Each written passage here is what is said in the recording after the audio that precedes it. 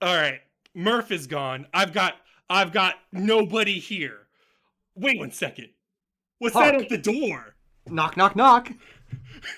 I opened the door and oh my gosh, it's Tucker from the Backlog Banter. Oh yeah. Here I am, fresh off a walk. I'm energized. I'm ready to talk video games. You zoomed through a walk because you're a Zoomer. You're the first Zoomer we've had on a podcast. Fantastic. It's crazy. Everybody else here is geriatric, so I mean... Yes. There's a first. You never forget your first. That's what they always say.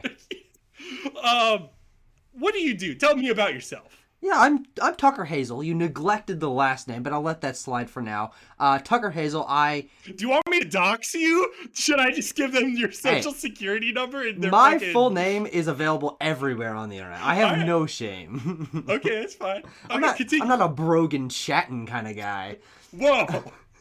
Anyways, go. I'm Tucker Hazel. I have been doing YouTube videos on my Backlog Banter YouTube channel for a while. We have recently split our channel into two channels that are one focused on games, one focused on movies. That's Backlog Banter and Backlot Banter. Confusing, but kind of cohesive in a silly way. If you play games and movies, it makes sense. Like, oh, I have a backlog of games to play. It's like backlot is movies. Yes. It makes sense. Oh no, it absolutely does make sense, and I'm very proud of the work that we do. I have been playing video games my whole life. I'm really passionate about talking about games. And you joining my Discord server has been like a huge boon to me for that. Because you are a very different kind of game player than I am. But you're similarly knowledgeable and passionate. And I really enjoy talking about games. And that's why I'm here today. I'm here to fill a hole in your life. That Zoomer-shaped hole. I slide right in. Okay. Let's not talk about sliding in holes, all right? Hey, you know what? You know what? It's a podcast. No one cares. Okay. What do you think you look for in a video game? I actually have been thinking about this a lot recently because of some of the conversations we've been having on our Discord server. And the answer sort of bubbled up at the top of my mind is I'm looking for a game that does something I've never seen before, that offers me a new kind of experience. And a lot of my favorite games, I think, reflect that, whether that's a twist on story, a twist on control, a twist on visual styling. It can be any of those angles, but if a game shows me something that I haven't experienced otherwise, or in other ways, like refine something that I have experienced before, improves it in some way, I'm like, yeah, that's what I'm looking for. I'm looking for something to just completely sidetrack me, like, whoa, this is possible, and reframe the way I see video games. Do you think it's like an emotional response? I mean, they can be both of these. Emotional response or a breaking of the brain. You know what I mean? Like, where you gotta, like, redo the brains, like, oh, this is how space works. I understand now. Yeah, no, I think it's more an emotional thing, because I do have an emotional, like, intellectual reaction to reframing the way that I see a video game. Whether it's something like one of my favorite games, The Stanley Parable, that is just such an interesting reframing on interactivity in video games and narration and narrative, or a game like Grease or Firewatch that has such an interesting visual aesthetic, and I'm like, wow, I've never seen this done before. I react emotionally to that, and that's what gets me connected to a game, is it lets it stick in my mind, and games that don't elicit that kind of reaction from me end up sort of slipping to the wayside. And there's plenty of great games that are, I do not contest the quality of, but just if they don't surprise me, if they don't connect to me on that, oh, this is interesting level, then I have a very short memory, so it's just gonna leave my brain. That's fair. But you also famously play a lot of like Nintendo games, right? Yeah, I do. And Nintendo is not necessarily the most emotional experience. Oh yeah. So do you feel like what Nintendo does instead is like lean more into that creativity and refinement that like other game developers like don't really pay attention to? You're like, oh, this is something I don't get anywhere else. Yeah, no, absolutely. Especially on the level of AAA polish and fidelity that indie teams just don't have the history or budget or manpower to achieve a game like Super Mario Odyssey or Breath of the Wild, which or are Pokemon Scarlet and Violet. Or Pokemon clearly. Scarlet and Violet, yes, absolutely. Did like that game a lot. Or even like Kirby and the Forgotten Land last year, or Xenoblade 3. These games, there are elements of them that you can find in some of the sort of B-tier titles from other AAA developers, whether that's, like the Crash Reignited, or no, not Crash Reignited trilogy, Crash Insane trilogy, or lots of indie games. Spyro Reignited, that's what you were thinking. Yes, I got those two wires crossed. They're twisted. But Nintendo does a sense of whimsy and cartoonish, like, creativity that no one else does with, like, the amount of polish that they have. And I really do respect that, because a lot of the AAA game industry has just sort of been a race towards the quote-unquote bottom. I don't actually think it's the bottom, but the quote-unquote bottom of realistic graphics and more open worlds and more checklists, and Nintendo has basically eschewed that. I mean, there are certain elements of that they've adapted, and that's why people are like, holy shit, Breath of the Wild is taking inspiration from Western RPGs. But I do love that Nintendo has stayed their course for the most part with keeping their games aesthetically and like tonally separate from the rest of the AAA games industry. Yeah, and I think like Breath of the Wild is an easy example, but like the most like clear example to me would be like Splatoon, where it's like very clearly considering shooter aspects. But instead of like, oh, let's focus on violence and this stuff, it's like, what if we use the weapons to make you think about the maps you're playing in? Yeah. And it just works so well. And another weird example of that, one of my favorite games that I'm more passionate about than anyone I know, is ARMS. That launch era Switch game, 2017, fighting games, people with spring arms. That game is really special to me because as someone who's not a fan of fighting games, the fluidity of control and wackiness of the scenario just is super endearing to me. That game is a party game. It's really creative. One of the best soundtracks of... that is a perfect example that I think has gone to the radar of Nintendo looking at fighting games, which outside of Smash they just don't do and never have, and just putting a completely new spin on it that no one has ever attempted. I agree. And it's interesting because, like, to me, that is one of the most justifications for motion control. I wish ARMS got a second shake, but it's not going to. That's about it. But like, I do think it is. Punch Out for the Wii spoke to me, where I was like, this feels visceral. This feels like what the controller is meant for, and all that. So the Switch's motion aspects, I almost never feel like, the Switch's gyro is really appropriate for this game. Yeah. Only ARMS was like, it's working. It's good. Yeah. Okay. So the other question I have for you is what do you think is because I know you, what do you think is a problem with game criticism and game discourse? And what do you think you bring to the table? Yeah, I've sort of been able to also narrow in on why I feel I'm a particular voice in games criticism or the game discussion industry, whatever you want to say, as a personality. Is that I am younger than your average person who talks about games. As you said, I'm the first Zoomer to be having here. I'm 22, by the way. I'm not underage, so talking about holes is fine. But give it 10 years and you won't be the new kid on the block. No, absolutely, right? 100%. And I recognize that, and I sort of feel that in the back of my mind, like, uh-oh, that's coming. Or not, it'll be interesting to see. But as someone who is younger and doesn't have the exact same genre and era of experiences that many people in the industry do. I didn't grow up with a Super Nintendo or a PS2 or an N64, and I don't even have particular reference for like the GameCube, which was around when I was younger, but I didn't have any experience with that. And even the consoles I grew up with, the DS and Wii, I think are fine, but my resonance with video games really came from when I discovered indie games and the games industry in around 2014, 2015, 2016. And since then, I've just dived headfirst in. And I don't feel many people can, at least at this point in time, can carry that kind of experience and have the reverence for games and a different perspective on games that I do. And I find it slightly frustrating to look at top games of all time lists, listen to many of my favorite podcasts and conversations with, whether it's Easy Allies or Kind of Funny, huge groups of people that all share the same era of games. And they're like, yeah, Ocarina of Time and Mario 64 and it's the Metal Gear same Solid. voices, it's the same opinions repeated over and over again. Exactly. And when it comes to us having a conversation about Super Metroid, which is a fantastic game, but not one I have personal reference for, and I do think I can levy. We're not gonna get into it. This is just a generalization. Levy reasonable criticisms. Dear listener. Reasonable criticisms against it from a different perspective. I feel like that's something interesting to offer games criticism because no one else is as bold as I straighten my bow tie and coif my hair to say such bold things. Oh my god. All right. I gotta bring personality. Okay. All right, we're gonna go on to the what you playing. What have you been playing? I've been playing a weird slew of different things, but the game that I played longest ago that I'm going to talk about here is the final game in the 3D Mario series that I had not completed up until this point, which is Super Mario Galaxy 2. And I popped it in my Wii, and I sat down, and I grinded through it in a couple days, and it's a very good game.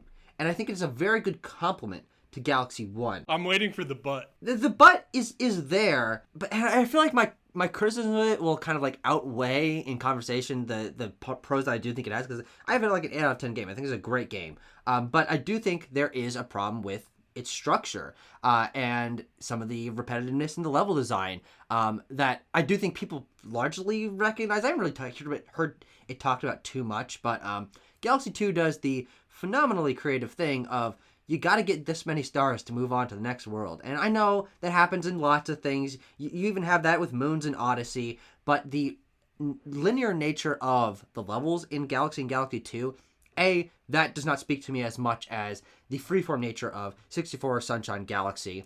And you mean Odyssey? Oh, sorry, yeah, Odyssey. God, whew, dodged a bullet there. Caught it. Almost said I liked Galaxy. Oh God. Yeah. I do like Galaxy. It's a great game.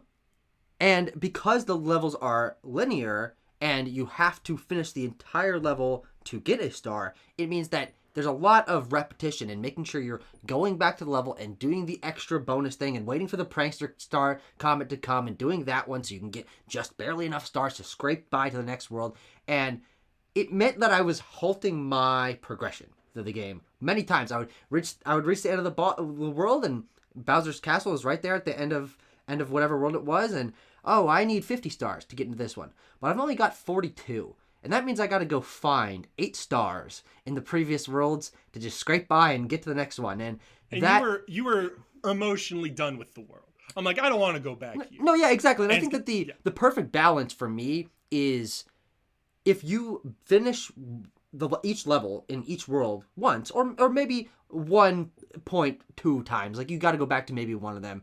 That I think would keep the momentum going. But it was like, I was like, I've seen all these levels and I know their identity and I don't feel like super compelled to go back to them, but I'm forced to. And the level designs are good. I think there are some that are a little less interesting than others, but it's a great game in terms of its creativity, its whimsy, and I think that the use of power-ups and the integration of Yoshi and the variety in world design, I think is better than Galaxy 1 in some ways.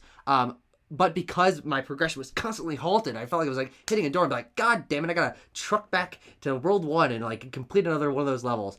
That frustrated me. And that was a frustration that I never really had with 3D Mario before. Because I love every game in the 3D Mario series except for 3D Land. I don't think that's a very good game. But you like 3D World though, right? I like 3D World, yeah, it's a great game. Yeah.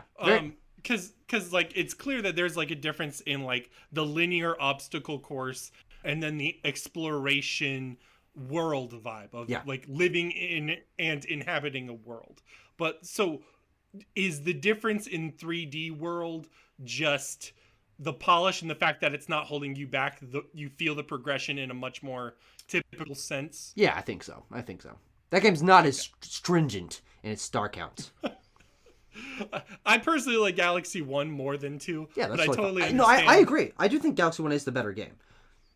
I was prepared to be the guy that likes Galaxy 2 more than Galaxy 1, but I didn't have the issue with Galaxy 1 that I did with Galaxy 2. So like, I just hold it back a little bit. I think the one thing to say is like, I think there some people who would like super defend it would argue that like there's still level variety and mission variety within the world level. True. But it goes back to what you were saying of like you've seen the world. It's not like the beach level is going to get dramatically different. You're just going to have a new mini game to play. Yeah. You know what I mean? And at a certain point in time, the mini games stop feeling impactful or whatever, and you just want to move on. Yeah. And I totally get it. And I'm like, I don't want to race this goddamn monkey again. Yeah, I'm done with this. Or like Plessy and all. No, thank you. All right. So I have been playing a AAA game series. I was going to talk with Murph about this, but he's gone now. All right. Should be back soon.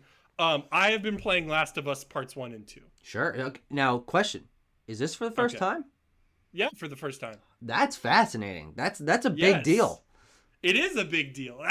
I've been trying to downplay it, but it is a big deal. I used to play the Uncharted games. Yeah. And I think one of my issues with the Uncharted games was it didn't ride the line for me, where it was... Naughty Dog has always been trying to edge further closer to AAA cinematic storytelling. And Uncharted was obviously like an Indiana Jones, like adventure action thing. Yeah. But like Dude when Raider. I play them... And they got better, to be fair. Like, Uncharted 4 is, like, a more emotional experience, more cinematic than, like, 1 or 2. But, yes. But that being said, like... You're not the biggest Uncharted guy, is what I'm grabbing here.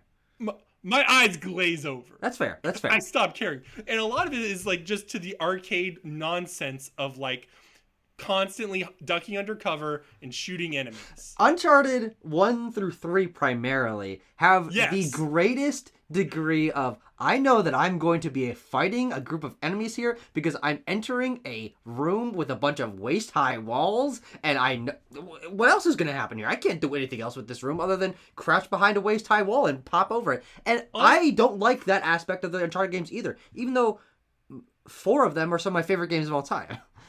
Yeah. And I mean, like, it's one of those things where I think this is applicable across the AAA spectrum. True. I felt this like playing Red Dead Redemption, where I was like, in my head, I'm literally counting how many NPCs and lives die by me. Like, imagining that random NPC guy over there had a life. How close is this to genocide? Yeah. Oh, no, it absolutely is. And that's the classic thing about Nathan Drake. He's a charming guy with a smile, but he's killed thousands. Especially if you go for the platinums.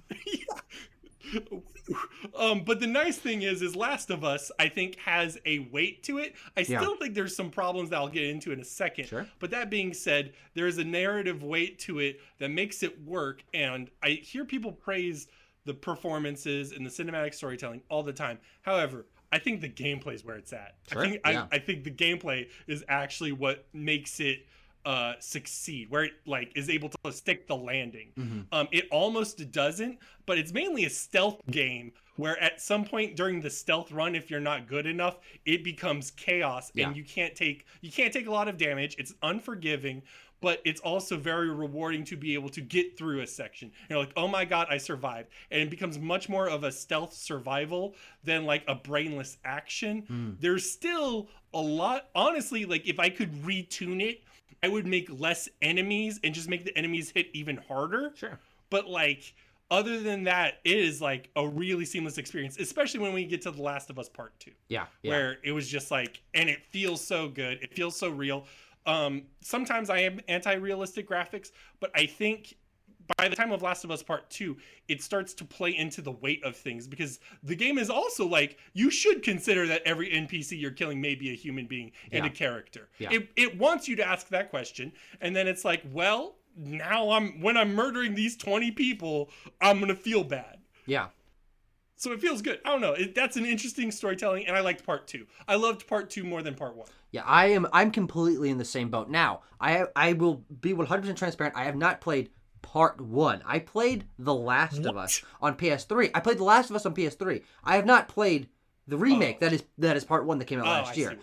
So being brought up to the gameplay and fidelity and redone texture work and all that of Part 2, I played the PS3 one, and then I played Last of Us Part 2 when it came out on PS4. Do you think you're missing out on a lot? Oh no, I would play it eventually. But I'm also not a huge replaying games guy in general. So I'm waiting for my time to shine for with Last of Us Part 1, but I'm absolutely of the opinion that Last of Us Part 2 is the superior game from a variety of characters, variety of environments. There's some of the best level design I've ever experienced, and like going up that burning building and crossing across the tops of the skyscrapers, and there's this parking garage that's like split halfway down the middle so you can shoot up between the cracks. Like, there's such a density and detail and variety in the environments there, and I think that the emotional story of being Ellie and chasing after Joel's murderer. By the way, Last of Us Part 2 spoilers. Who the fuck cares? It's fine. Deal with it. And then having to reconcile with the understanding of the enemy in that second half, and getting to know Abby's supporting cast of characters, and seeing the consequences of your actions, especially as you reach the end and you know Lev and Yara and Owen and Mel, and you realize that you destroyed their lives just as Abby destroyed Ellie's.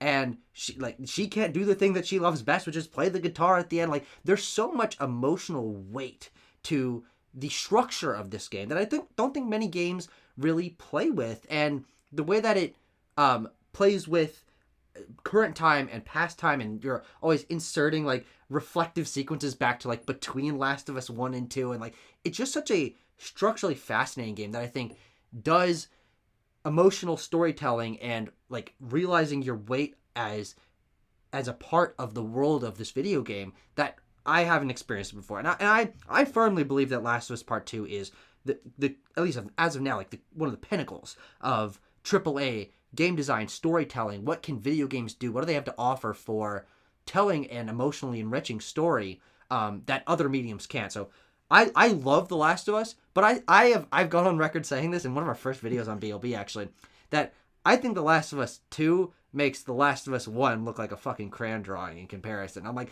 makes it look like Uncharted 1. Whereas to me, the things I wanted to mention also were I loved the open segments when we talk about the level design. Yeah. I think the level downtown Seattle, that's a great area. Yeah, Day One Seattle is just such a beautiful experience, but also allows you to interact with the world the way you want to. It just breathes really well. And then the other thing is like I see a lot of complaints in discourse. We're not going to get into it too much, but I see a lot of it regarding cinematic games. And it's like, oh, if it's a cinematic game, why don't you just make a fucking movie?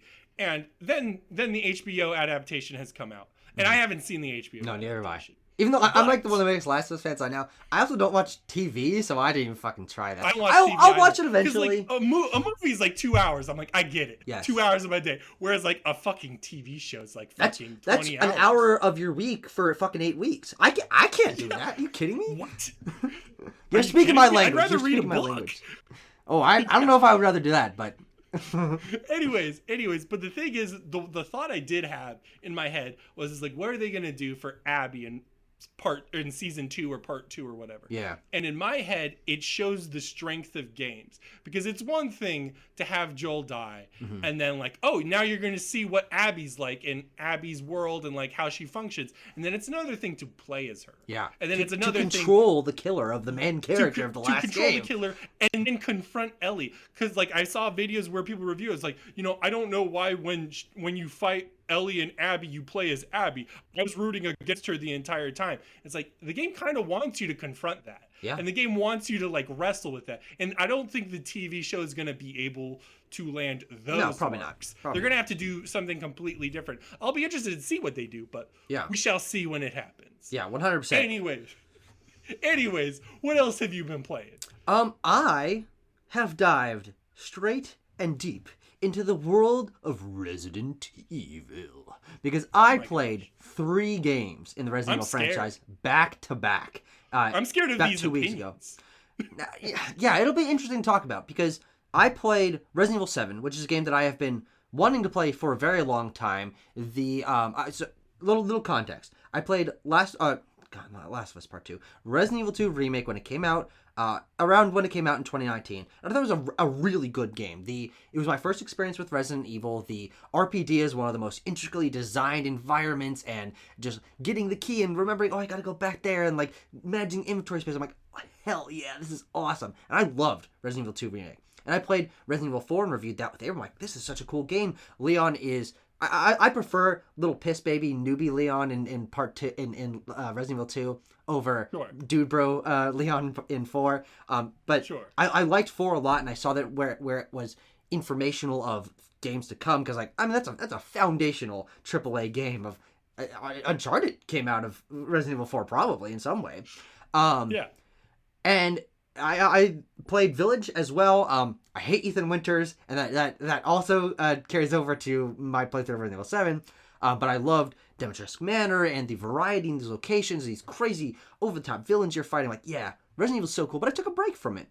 And Resident Evil 7, when I sat down to play through it, really grabbed me in because I had the context of RPD in Resident Evil 2, which is such an intricately designed area, and the first-person horror and modern affordances of Village. And I liked both those games, but it was really cool seeing them mesh together in 7, which is obviously the middle ground between those, in which the Baker manor or household or whatever is also one of the most intricately designed environments that I've explored in a video game. And it's crazy how much variety they eke out of this. You've got the greenhouse, you've got I can't remember the son's name, but the son's area, Lucas's area, that is like this whole little puzzle box area where he's like, it's like a Saw movie. There's so much variety in there, and the Baker family are so memorable, and the Southern aesthetic is something I've never seen done in a game before, and I just loved Resident Evil 7. Like, it completely sucked me in. You've played that game, right? I have, and I agree. I think a lot of people are anti the first person shooter aspect of it. I think if you go back to the original RE1 design stuff, like Shinji Mikami said, like, I kind of wanted a first person, and that's why you see the doors in the older games. When you see a door open, it's first person. It's because it's meant to immerse you, and it is in fact immersive. In fact, I am pretty sure if I played Resident Evil 7 in VR, I would probably shit my pants. Go buy some new pants before you play that game, or wear brown ones at least. But either way, I love Resident Evil 7. I love Resident Evil 7 more than 8 because of what you just said, which is the dedicated location. 8 goes for more of a Resident Evil 4 type thing where there's a wider location and you go to 7 meets 4, like, which is interesting. Yeah, it's 7 meets 4 in a lot of ways, which made me doubt that Resident Evil 4 remake would happen, but it did. I was wrong. And I'm glad I was wrong, to be honest. But either way, I still love the energy and passion that comes into incorporating elements other than zombies. I was so tired of zombies, and I was so tired of like general parasites, and now it's much more like dolls, werewolves, fucking vampires. Like, we're getting into a lot of variety in Village. Exactly. Or even in Resident Evil 7, Texas Chainsaw Massacre, Evil Dead, fucking Exorcist, or fucking Cronenberg ass fly shit with Marguerite. All of that, those are some great references. By the way, I'm a huge horror fan, so I understand everything you just said. I love all this stuff. So, you feel those vibes, and you're like, I am super about this, and it feels so good. I love 7. 7 is probably, and especially with the DLCs, I think the DLCs really make it like tip top in terms of gameplay variety and options. I don't know. Super big fan. My biggest complaint about 7 though is Ethan Winters. I fucking hate Ethan Winters. He's such a wiener. He's such a, he quips at the wrong time. I like went down into a well and I saw like a 10-armed fucking centipede person with goo dripping from their fangs, and he's like, well, that was something special. I'm like, Ethan Winters, I want to strangle you. I hate you. So he might be my least favorite protagonist in a video game. Okay, here's the thing about Ethan Winters. All of 7. Fuck his hands, by the way. But the thing is like about halfway through 8, I realized that he stays the same character. Yeah. He could go through anything. Fucking anything. It's funny. And he gets his hand chopped off. He's like, oh, what the hell? And it's like, dude. Ethan Winters. What the fuck? Look in the mirror and think about what's going on before you ask that. And I also do think that not giving him a face does add to me not wanting to connect to him as a protagonist, because he doesn't have an iconic Jill, Leon, Chris Redfield design. He's just a white guy. He's meant to be a stand-in for the audience rather than a dedicated, oh, this is who the character is type of person. He's just a fucking white guy. Yeah, I mean, he's generic as shit. But here's the thing, Chris Redfield's also generic. True. I was going to ask you, you're not a huge fan of Resident Evil Remake 1. I'm going to bring it up. That's fine, What were your problems with it? Well, so that was the game I went to next. As I finished 7, and I remembered off the top of my dome, holy shit, 4 remake is coming soon. I'm like, my knowledge of Resident Evil is patchy at best. I played Village, I played 4, I played 2, played 7, but there's obviously a big chunk in there that I had no experience with, especially story-wise. I'd never met Jill Valentine or Chris Red. Well, I mean, I'd met Chris Redfield, but it's like bulky Chris Redfield from Village, who's like not really the same character. And I was like, okay, I want to go back to the start of this series and learn about Jill and Chris and Spencer Mansion that I know are so important in Wesker. And so I found out that Resident Evil Remake, the best Resident Evil game. I agree. Whoa. The HD version of Resident Evil Remake from the GameCube on PS4 was available on PS Plus Premium, and I downloaded that shit and I started it. And it's interesting as someone who's experience with Resident Evil, especially the tightly designed puzzle box nature of Demetrius Manor and Baker Mansion and RPD, I knew that those came from 1, but my experience with them started essentially with the 2019 era gameplay and not having to load between the doors and having a free camera. And it was very interesting to go back to the game that started it all, because I do think that a lot of the changes that have been made since then are immersive. They are experientially aware of the. I'm trying to choose my words so I don't accidentally set off your fucking Hulk rage. I won't be angry. No, I'm just kidding. You're the guest. I'm gonna treat you nice. I respect that. I like Resident Evil 1. I think that Spencer Mansion is phenomenal. The way that it's able to render all these environments with the ripple textures and the fires, I'm like, oh my god, how'd they get this out of a GameCube? And I like Jill Valentine a good amount. I think she's a relatively flat character for that first game, but the dynamic between her and Barry and Wesker and the progression through the game, I think it's fantastic, and there's a lot of variety in Spencer Mansion. But I do think that locked camera angles and incredibly limited inventory space and requiring ribbons to save your game, these are interesting concepts, but for me, I don't think they fully flesh out the way that a game like this could be designed, because I think about the limited inventory space, and I understand, like, oh yeah, that's a stress builder. You got to make your choice. You got to sacrifice. Am I gonna bring the lighter? Am I gonna bring my fucking lighter fluid, or am I gonna have multiple guns or whatever? But I think in the end, with how many goddamn items you're required to have to progress through certain puzzles, like sometimes you got to have half your inventory empty, and that means if you walk up to a puzzle and you realize I got to have half my goddamn inventory empty, you got to go back to the save room to empty it out, and that's padding. It becomes more frustrating than it is tension building. 100%, and I think that with that element of the game, particularly, that's my biggest issue with the game, is I think that the limited inventory space is just a pace breaker for me. It's like, I understand what they're going for, but in reality, especially when you're good at the game, you don't need, like, the limited inventory space is only a hindrance in, like, progressing through the game, rather than, like, really impacting the way the tension is built around you. And so from that regard, I vastly prefer the inventory in Village and in 2 Remake. And so those are technically still limited. Yes, they are. The suitcase is limited. You do have a lot more flexibility. It's not 6 slot limited or like 4 slot limited. Mm-hmm. It's just, Tetris moving around. I will say, Tucker, I politely disagree. That's okay. The 2 things I'm going to say, then we're going to move off this topic, are cameras. I think back then, especially, because Remake does have some modern things to it compared to the original PS1 version. I didn't play with tank controls, which I think was a huge benefit for my I think the game is built for tank controls. I thought it was fine without tank controls. Well, okay. Anyways, what I was going to say is it goes less for the immersive, naturalistic aspect of, say, first-person camera, like where it's like, oh, I'm fucking feeling it, and much more goes for, and you can see this reflected in the plot points and the dialogue and the characterizations, where it goes much more for like a B-movie aspect. 100%. It's like, I am watching, Day of the Dead or some shit. Mm-hmm. You know what I'm saying? Like, you're supposed to get those vibes instead. So that those specific camera angles are able to build tension and create things in different ways. like, you know, walking down a hallway, you go past the camera and then you have to, and then it automatically makes you go back up because it's like, oh, I didn't see the zombie there. There's this surprise zombie. Boo, surprise. And then the other thing is regarding the inventory space. I get it. Yeah. I get it. I do. It's frustrating and it sets you back, especially when it comes to like maybe a save and then you've lost 15, 20 minutes.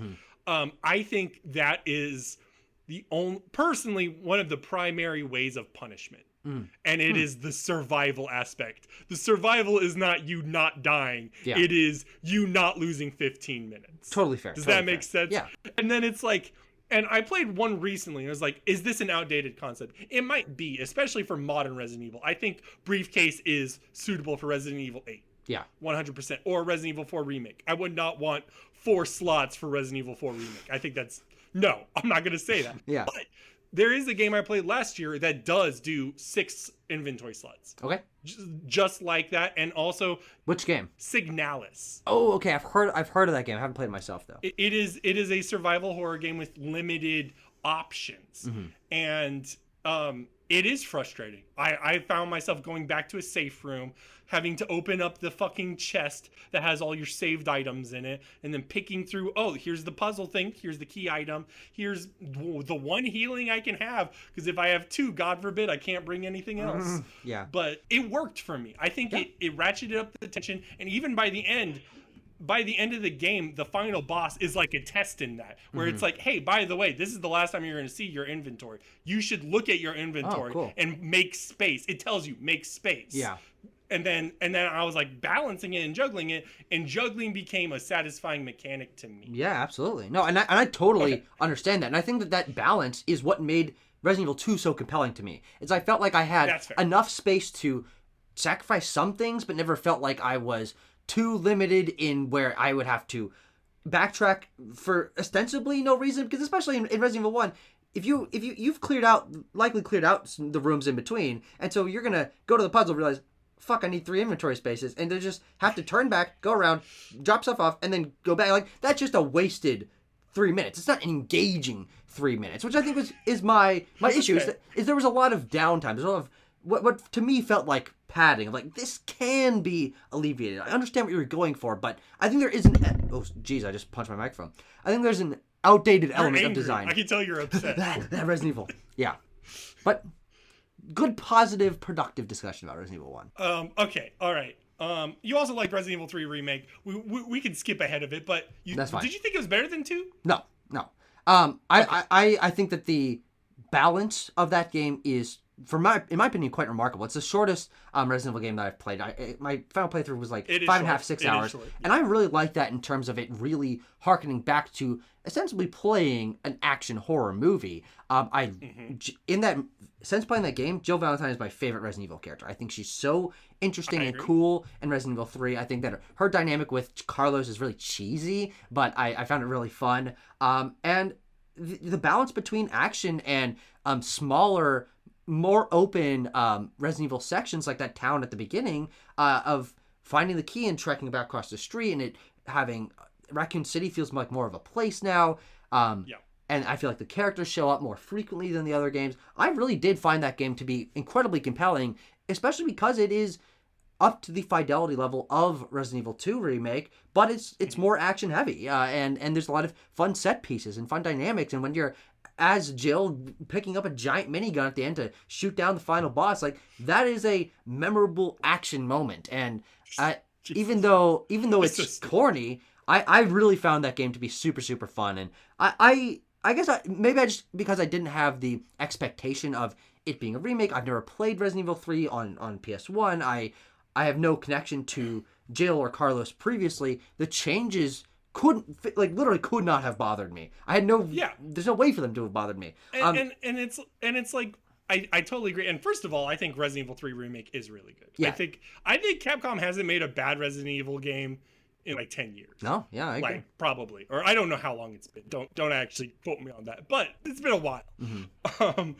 And the thing is like, the things that you missed out on the original RE3 version is probably a little bit more expansion into the feeling the city as a place, or maybe the specific characterization of Nemesis. I would say routing the city and Nemesis are the big things where it's like, this kind of didn't hit the mark, but then as an experience on its own, it's totally worth it. But this leads into Resident Evil 4 remake, because story-wise, you mean, or like gameplay or progression-wise, you mean? More like direction Capcom wanted to go. Oh, gotcha. Of course. So like if Capcom made Resident Evil 3 remake and they were like, we're just gonna make this a fucking action game. Mm-hmm. We're gonna make this a fucking 6-hour experience. Wham bam, thank you, ma'am, it's done. Mm-hmm.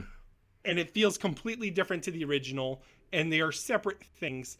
I think Resident Evil 4 remake, judging by the demo, I have not played the full game yet. Yeah, it's not out yet. Apparently it slaps. Yeah, so I'm really excited for that. I will play it as soon as possible.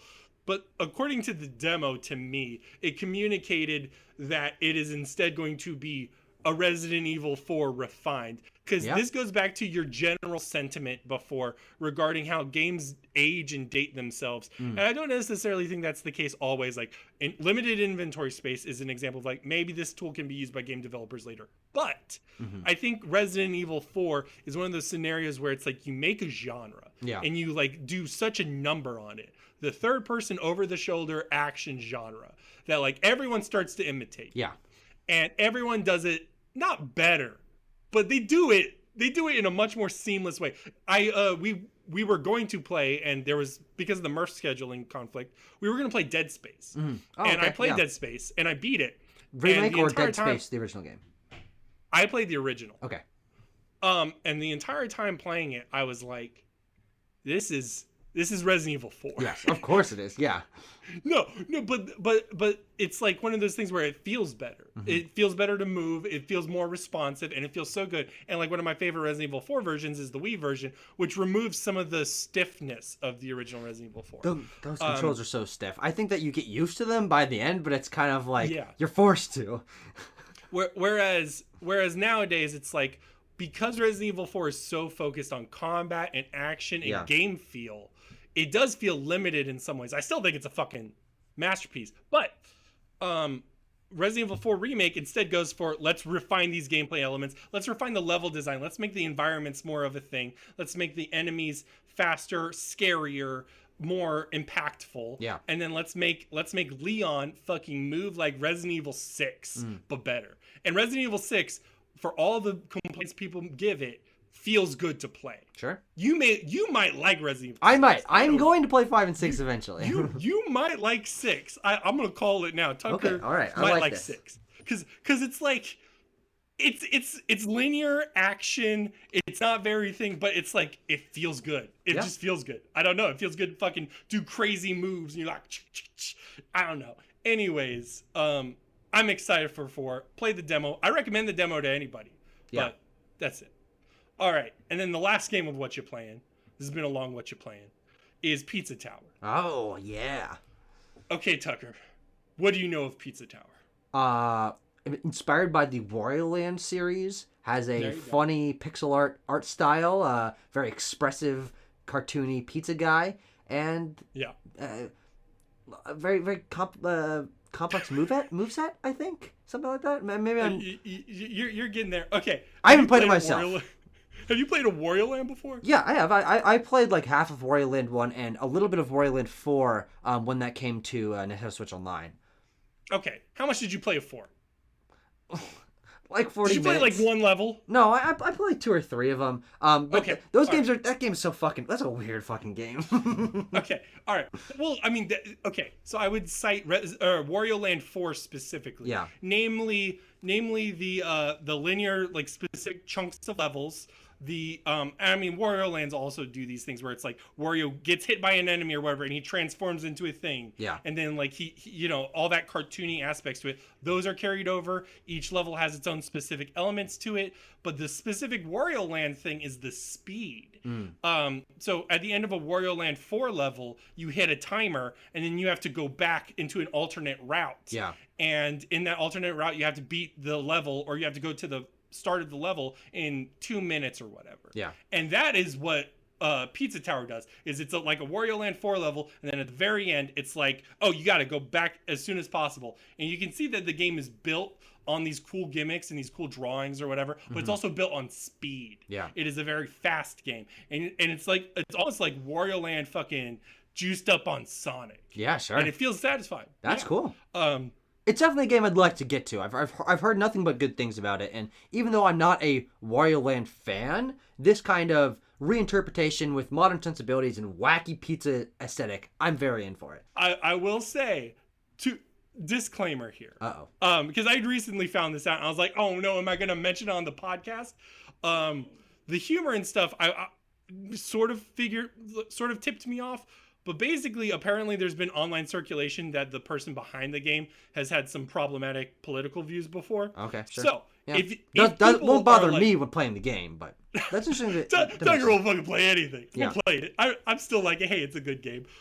If you're doubtful or whatever, or if you don't agree with the person or whatever, steal the game. I'm just gonna say it. Just fucking pirate the game. All right. Don't give them money if you don't feel comfortable. Yeah. All right. Anyways, are you ready for the variety minute? Sure, let's go.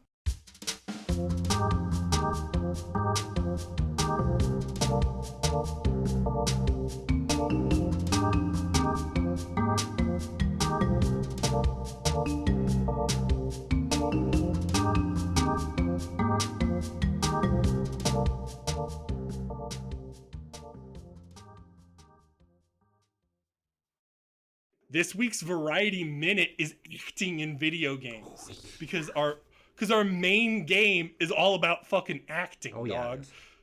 And what do you think about acting in games, Tucker? I have been wowed more recently by more performances in games than I ever have before. I've been playing a lot of games in the last 2 years specifically, some of which I'm going to bring up here as some of my favorite examples of acting in games that I think rival, if not surpass, some of my favorite film performances. And obviously, as we've talked about, we're not TV guys, so I don't know any fucking TV performances. I don't know, Gilligan's Island. I watched some Gilligan's Island. There you go. But the classic anime. There are a lot of game performances that I really like. But as we'll talk about here, you've got a huge list of very iconic ones, but most of my favorite ones are kind of off the beaten path in terms of how much they resonated with me. Hey, bring it. Let's see it. Okay, well, one of them is less off the beaten path because last year, Sam Barlow put out a game called Immortality, and Manon Gage as Marissa Marcel honestly might be the most impressive video game acting performance I've ever seen because she's playing like 7 layers of like 8 different characters. It's insane, and she's carrying it basically by herself for like the whole 12 hours you're playing this game, and God damn, I'm gonna ask about that a little bit and telling you I have not played Immortality yet. Ooh, okay. I was gonna save it for a Murph Bro playthrough on our YouTube channel. Perfect. Daydreamcast YouTube channel. However, subscribe. I am so interested because like I guess we'll get into it with Telling Lies, but Telling Lies is an ensemble thing with multiple actors, multiple things, and then it goes back to like Immortality goes back to a much more. You're spending so much time with one person, like her story does, with one actress. One actress is doing multiple levels of performance here. So I'm guessing you're seeing movie clips in Immortality, correct? Is that what you're doing? Yeah, it's more movie than Telling Lies or Her Story are, because they're intended, obviously, I mean, you know the concept of Immortality, they're intended to be clips from movies or it's behind the scenes stuff, and that level of balance I think is really fascinating, especially once you play the game you'll understand the layers of Marissa Marcel as a person and the performance she's giving on screen and then behind the scenes, and then who is she really as a person, and there's sort of this meta larger narrative that you uncover as you go throughout the game. That is, I think, what really brings it to the next level. And as I said, I think she blows any of these other performances out of the water because she has like inherent variety. She has to be playing the pop star, and she has to be playing the like corrupted nun in one of the movies. Like there's so many different roles, and that just doesn't happen in video games. And you know, there's like distinctions to be made here too, because it's like there is the actor when you're in a fucking FMV movie, where it's like technically, which basically only Sam Barlow does now. I would say like 90% of fucking Her Story, Telling Lies, or Immortality is the actor 100%. fucking holding up, like performing. Exactly. You have to, if you suck as an actor, you can't make the game No, good. Like absolutely. the game is bad. Yeah. So then it's writing on you. So it says so much of their performances that that these are pulled off.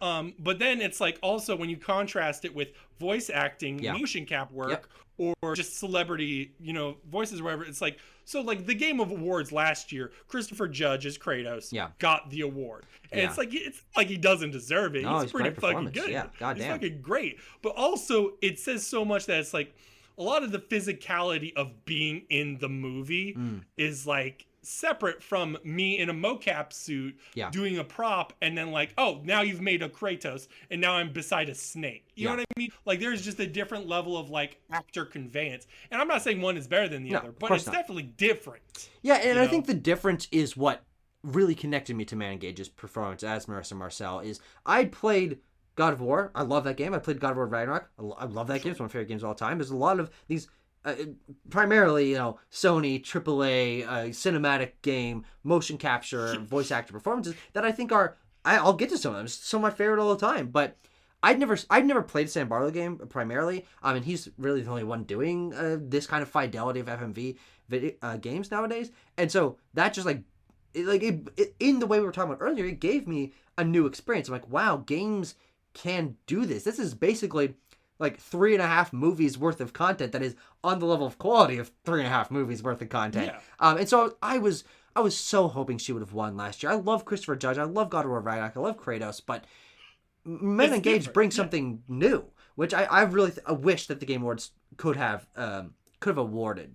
Whatever. Yeah, recognized. Yes. You know what I mean? But they were like, oh, we gotta give it to Christopher Judge. Yeah. The one thing I will say is that I'm glad Christopher Judge just took his time at the beginning. Oh my god, it was so long. It was funny as hell, though. Oh my god. I was about it. Because, like, what I'm anti is like, oh, we're going to do fucking awards, whatever. We're just going to throw out the awards. You spend 2 seconds saying thank you. Sometimes the people who get them don't even get that. So Christopher Judge just milking fucking, like, 6 minutes is like, I wish everyone else got to do that.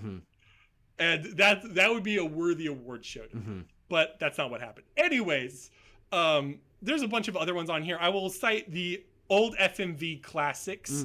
Like we're fucking talking Night Trap, Phantasmagoria, where these really lay the setting stones for what happens in the future. I just like the X-Files game. I just wrote that down because it's like, because they brought back David Duchovny and Gillian Anderson, and it feels like an X-Files fucking episode, but you're pointing and clicking and doing all that stuff. Super fun stuff. They're not necessarily fucking great. These were fucking 80s and 90s, or mostly 90s games. And it's like, but hey, it works. I think where it really comes down to is like voice acting. I think voice acting sales in a lot of this stuff. Like Ellen McClain as GLaDOS is like fucking whoa. Yeah. And whoever wishes Wheatley. Oh, he's so funny. Stephen Merchant. I believe. Yeah, that sounds right. That sounds right. He's British, so yeah. There's only one British actor as far as I know. Or like Ashley Birch as Chloe in Life is Strange. Sure. I'm less encouraging for generic celebrities. I don't like I think they work okay. Keanu Reeves in Cyberpunk, I'm like, he's okay. Yeah. I also think that Keanu Reeves is just an okay actor. I like his movies, but I don't think he's great. I'm a Keanu Reeves defender. The thing that's about Keanu Reeves is like it's a certain affectation that you have to like. It's not like a natural. It's a little like Nick Cage, where it's like what you're watching is a performance, rather than an actor trying to live and breathe the character. Totally fair. John McFour this week. Get hyped. There you go. But that being said, another good example is David Hayter as Solid Snake versus Kiefer Sutherland as Donald. I shouldn't say Solid Snake. That's not the character technically, but as Snake. People are like, "What the fuck? Why is David Hayter not Snake? What's going on here?" And I think something is missed out. Kiefer Sutherland's okay in the role, and at least it forced the budget to mean Kojima had to give less lines, and it's less fucking 2 hours of exposition. Sure. But that being said, I think just because you hire a fucking top-notch actor does not necessarily mean you get what the game needs. Yeah, no, absolutely. And I think that is the delineation between the best voice acting performances when you've got Ashley Birch and Nolan North and everyone and Troy Baker, everyone in The Last of Us, giving these performances. I'm like, they're giving some of the best video game performances I've ever experienced. But they're also not people that have largely experience with being on screen in television or films. And I think that distinction is very important. And when you are looking at the trailer for Death Stranding, and it's basically only performances from people you're gonna recognize, you're like, what the fuck is that? Guillermo del Toro? Oh my god, Lea Seydoux. And half of it's like Kojima showing off his fucking networking contacts. Having Jeff Norman Keighley Reedus, in there. Yeah. Fuck you, Kojima. But yeah, I'm not as big of a fan of that, and I don't think they like connect to me as much. When I think of Death Stranding, I think of the world and the memes and the crazy gameplay, concept. the unique gameplay. Yeah, exactly. Yeah. But I don't think of Norman Reedus. If I'm gonna think of Norman Reedus, at least I don't want to. What? Sorry. At least I don't want to think of Norman. Yeah. But when I do think of Norman Reedus, all I think of is me playing that game and watching him like crush a Monster Energy drink and go take a shower, and I'm like, I don't care about that. It's funny. And that is the worst part of. To me, that's the worst part of Death Stranding. Yeah. That is like where it sinks, and it's like, man, Nolan North and Troy Baker, and all of those voice actors clear it every time. I love them. I will say, in contrast, the reason why I wrote Guy Seehee for Silent Hill on here is because I do think it's interesting the different acting styles and what games. You haven't played any Silent Hills, right? No, yeah, that's not one I have any. Would you play Silent Hill 2 remake when it comes out this year by Bloober Team? Yeah, if it's good. If it's good. It might not be good. Yeah, I played the medium and I thought, what the fuck is this? I don't have. I honestly, this is maybe a controversial take. I don't have a huge amount of faith in Konami bringing back Silent Hill because they've greenlit like 20 fucking projects and they announce them all at the same time. It's like, guys, this might be a bit too much. But hey, if it's great, then Silent Hill's back, and I'd love to have another. Annapurna's doing one. Yeah, Annapurna's are they doing F publishing one or Red or I think they're doing Townfall Origins or I don't know what I'm talking about. I don't know, dog. Anyways, God, you're right. Anyways, what I was gonna say was Guy Seehee did the original voice of James in the original Silent Hill, and it's so important when you play the original Silent Hill 2 that it's like. It's so hard to convey unless you see it and you hear it. But Guy Seehee's voice is very like it's not artificial. It feels like mentally ill. It feels like, this guy's not right in the head. And it's like, Mary died of that damn disease years ago. And it's like, what is wrong with you? Yeah. And that is actually so intrinsic to the game's aesthetic. All the actors do that. All of them do. And then like is intrinsic to the character. And it makes so much sense. Then during the Silent Hill 2 HD remake, not HD remake, but it's like an HD port for the Xbox 360 and PlayStation 3. Yeah, the Notorious Collection. The Notorious Collection, they redid the voice acting. And they got Troy Baker to do James Sunderland. And the interesting thing about the performance is like I think Troy Baker is really good at what he does. Yeah. He goes for a natural voice. He goes for like a tougher, human person. Voice. He's like a human person, exactly. Where it's like, oh, spoiler alert for Silent Hill 2. Oh, I shouldn't spoil it. I guess I shouldn't spoil it. Anyways, I know fucking nothing about Silent Hill 2 or Silent Hill in general. All I could say is Pyramid Head, a fog. All I'll say is like he's meant to be more. He like plays it more tragic and straight. Where he's like he sounds sad and he sounds like there's a heavy weight on me. Like it feels more like that, and it doesn't work at all. Yeah. For like because everything else feels fucking the look, the feel of the game feels the original way of like this is meant to be not right in your brain. And Guy Seehee just fucking nails it. Yeah. It's like I don't know. That's some weird acting that just fucking works. Anyways, the other games I was going to complain about, David Cage games. I don't know if you've played any of these. Yeah, I played Indigo Prophecy. No, I've not played that. And no one fucking talks about Indigo Prophecy. I'm actually I'm like 3/4 of the way through a Heavy Rain playthrough. My first time playing that game. My condolences. Yeah, whatever. It's fine. It's whatever. But I love Detroit Become Human is my favorite games of all time. I haven't played Detroit Become Human. And It the looks like performances the are very best of the stilted in list. that, but intentionally so, because they're androids and they're like learning about their own intelligence, whatever. I think the game's phenomenal. So that's my connection to David Cage games. I own Beyond Two Souls. Beyond Two Souls. Yeah, I own that on one's PS3. I'm gonna not play it good. eventually. It's to me, there's like a little bit of a mediocrity / like forcing of auteurness. I think that's one of the issues is like when we get to a lot of these things, there's like a heavy auteur lens to it. Because like when we talk about acting, we talk about film. Film is much more rooted in auteur. I still don't believe in auteur theory for film. But even then, it's like, okay, I see. And then like fucking Telling Lies, I'm like, Sam Barlow fucking probably is the auteur of this fucking game. Yeah. I don't think that's a debate. But like when it comes down to this other stuff, it's like, yeah, man, I don't know. I don't think this, I don't think it plays out. I was gonna say, even though I love Detroit Become Human, none of the characters or actors from that really crack into my personal favorites. If I want to read a couple more from my list, what makes you here. like it? Is it the plot?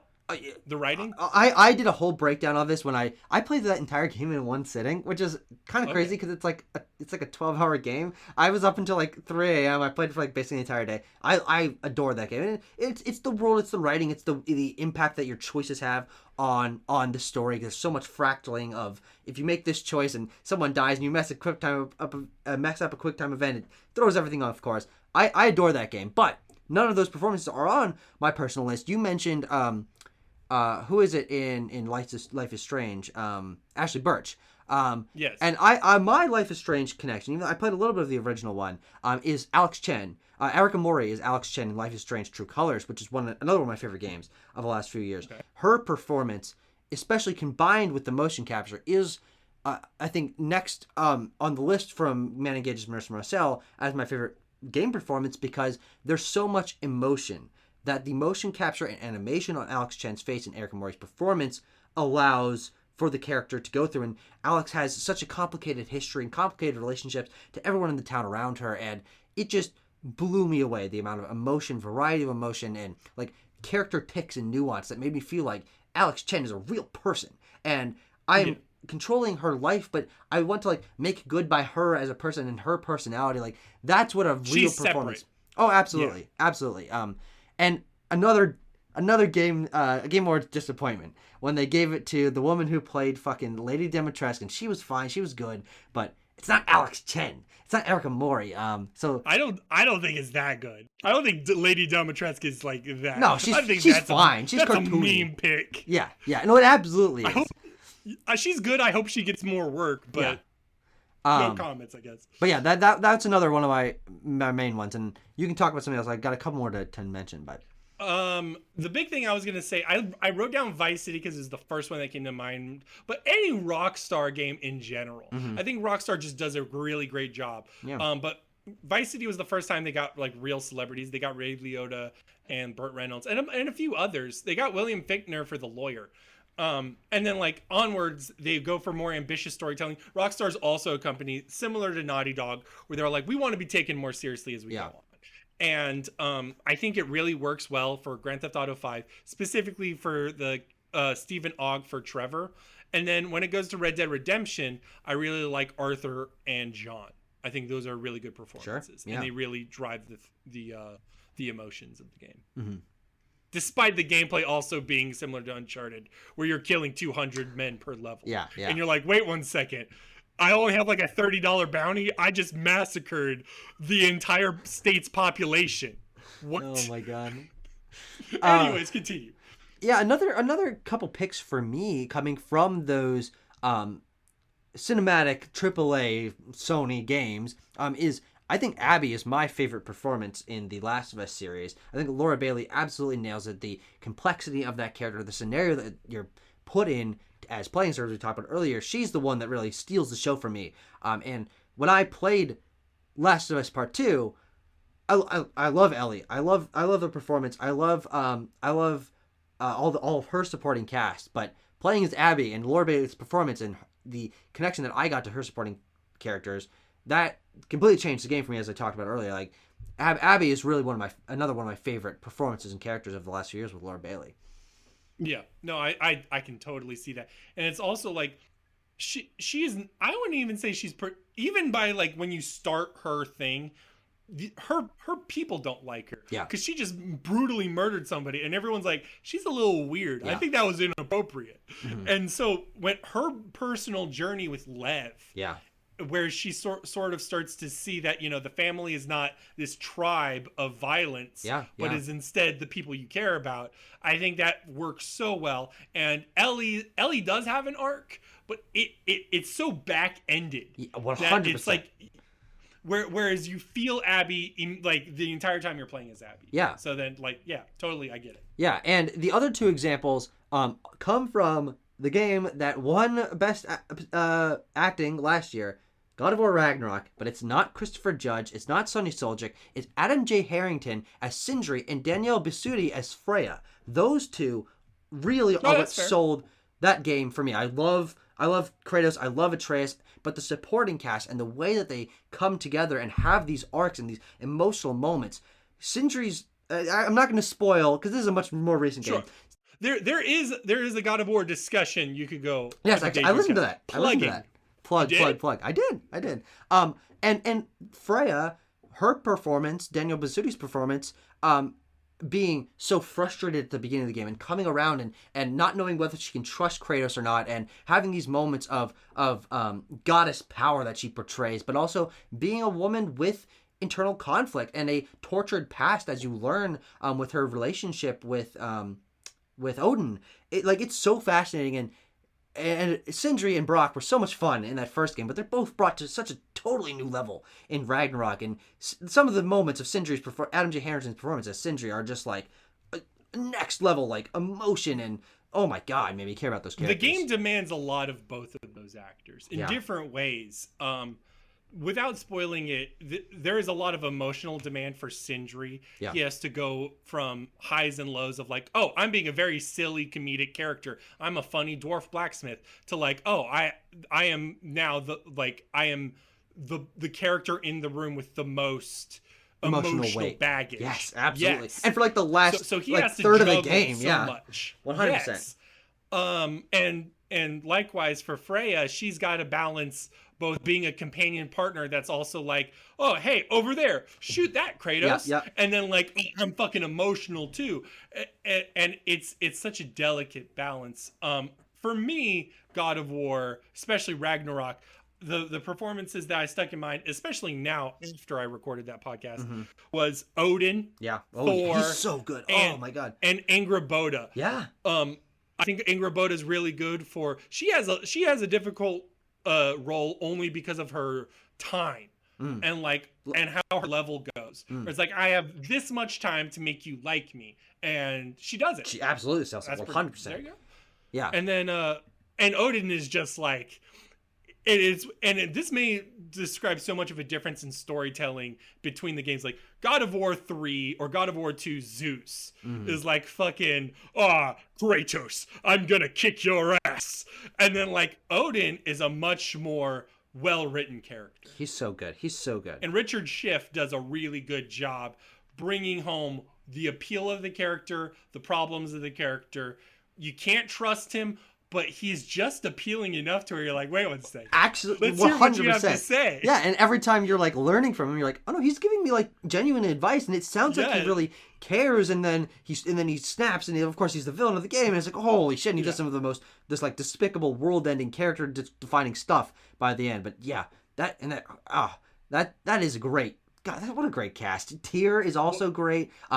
Oh my god, Mimir, Thrud. I love all these characters. That's probably my favorite ensemble cast of a game.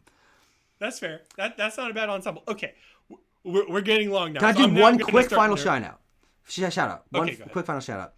The narrator, Kevin Brighting from the Stanley Parable. Very interesting voiceover performance, but the way that he has such an iconic voice and he plays with emotion in really interesting ways where he's like messing with you, but he also has like this background own personality of his own. And especially when you get to Ultra Deluxe and there's like genuine story moments with him where he's questioning his own purpose in like this weird video game universe and talking about like the nature of creating a game and like having like the fear of being an artist and like how are you expressing yourself to others. Like there's so much emotion there that is done without there's no motion capture, there's no physical acting. You never see his face. I don't even know what he fucking looks like. But whenever I hear that guy's voice, I'm like, yeah, that's a video game performance. He reminds me a bit of GLaDOS, but it also demands so much more because of so many branches the story takes. He is able to maintain a consistent tone of voice and an identifiable thing, but he is able to like it again. It asks more of him than like GLaDOS. Because basically the entire game is like sold by him talking to you while you're doing stupid shit. That is the gameplay. The gameplay is I want to hear more of what this guy has to say. Yep. He tells me to pick a door on the right. I'm going to choose the one on the left. What's the he going broom to say? closet is my favorite. Oh, God. Oh, I love that game so fucking much. Okay, I'm just going to go through these real quick. Perfect. L.A. Noire. Interesting because that was very focused on facial mapping. Yeah. So it was a heavy actor performance. I don't love L.A. Noire, but that will one day be a DD cast game. I don't know when or how or who, but we'll go over it one day. Simon Templeton, Legacy of Kain, and the general Legacy of Kain vibe. I know you haven't played Legacy of Kain. No experience. But they're much more, I would recommend just like looking up some fucking cutscenes or something. Because Simon Templeton from like, the way they did, Crystal Dynamics did Legacy of Kain back in the day was so much fun. The way I always say is like faux Shakespeare. There's like a caricature and cartooniness to it where Simon Templeton's like, and so I entered the dungeon and I saw the person over there and I said, "Ve Victus," and I murdered him. And it goes into like everything you do. It's like a little bit of a Zelda dungeon crawler like thing where you're like slashing beasts and you're a vampire and you're fucking murdering people. It just sounds so fucking fun. And it's just, he's having a ball, cheesing it up, and you're cheesing it up with him. And then the other one I was going to say, maybe just for the news of it, was Quantum Break with Lance Reddick, who recently passed away, who is a phenomenal actor and just fucking carries everything. Jesus Christ. Even in mediocre things, he's a fucking... That's like, to me, the mark of a true actor, is even when you're in something bad, you're still fucking like, no complaints, you fucking made it. Love it, you know? Yeah. And... yeah, that's it. Yep. No more comments? Another one, just one final thing. In the same vein as the narrator, Kevin Brighting in Stanley Parable, the narrator from Bastion, Logan Cunningham, he's so fucking funny. You go. That's another great... The groove cowboy voice. Yeah, so good. Another one that completely sells the game. The combat of and exploration of Bastion, I love Bastion. It's a great game, but it's the narration and the way they play with narration that really makes that game sing. And so, yeah, another great shout out there. Okay, all right. Move on. God, are you ready to fucking talk about the game we're supposed to talk about? Yeah! I played 6.5 hours of this game today. Dear Jesus, I feel sorry for you. Hey, I want to get under the wire so we could actually record this in the day we planned. Okay, all right. I got to do a description real quick.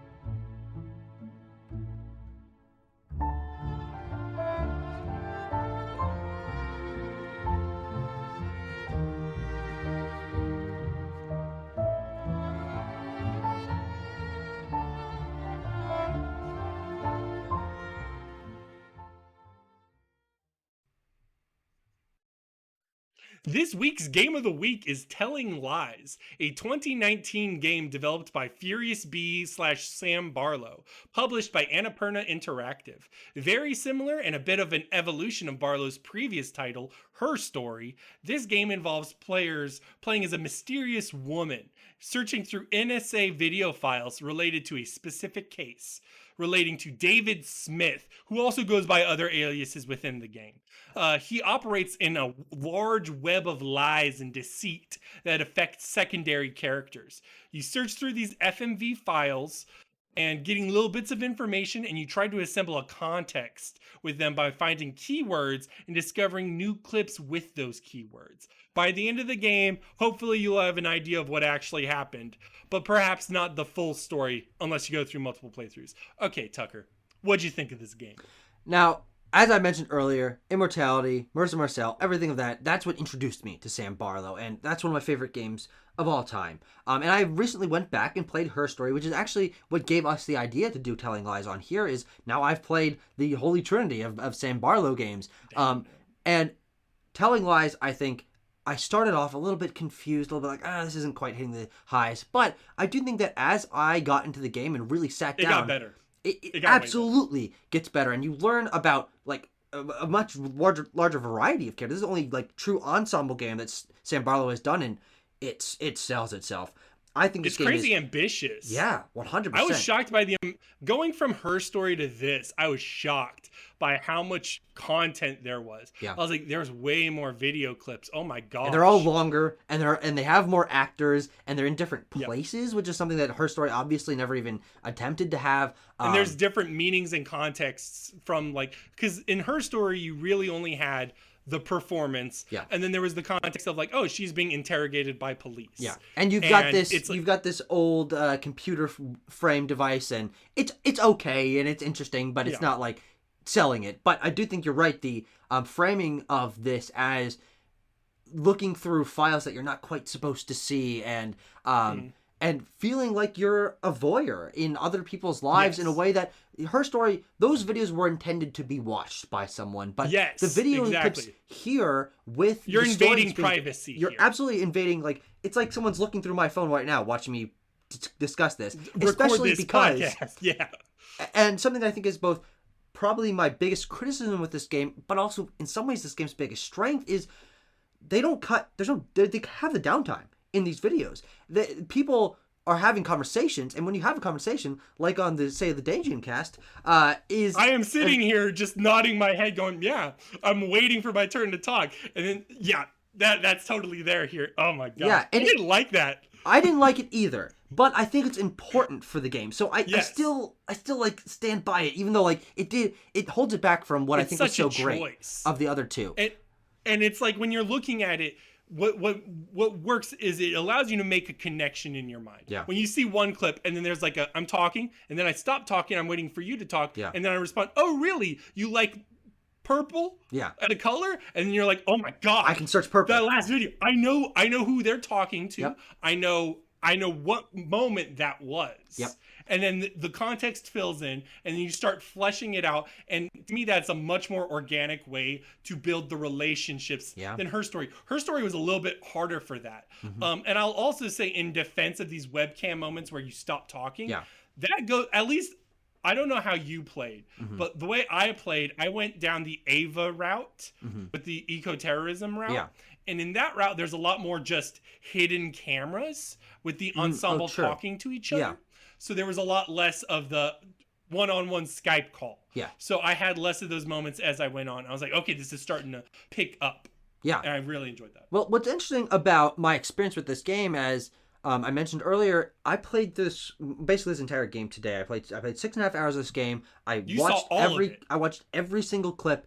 Now, I didn't get them organically. I got like 150 out of 170 of them, and then I'm like, what the fuck am I supposed to search up? And I found a list of words, and that's fine by me. I did the same thing for Her Story, and for me, completing the full picture is what gives me the experience of this game. And I played I'm not a completionist. This is wild because I went through my one thing and I was like, this is my intended way to see it. And I did look up plot details later, because if you just do it straight up, you'll miss out on stuff. And I did. Yeah. But I felt it like so personal to me. I was like, this was my playthrough. Yeah. And I got the glimpses I got of the other stories were enough for me to be like, okay, maybe I'll go back to it and learn those other playthroughs, but this was mine. I didn't need to see all of it. Yeah.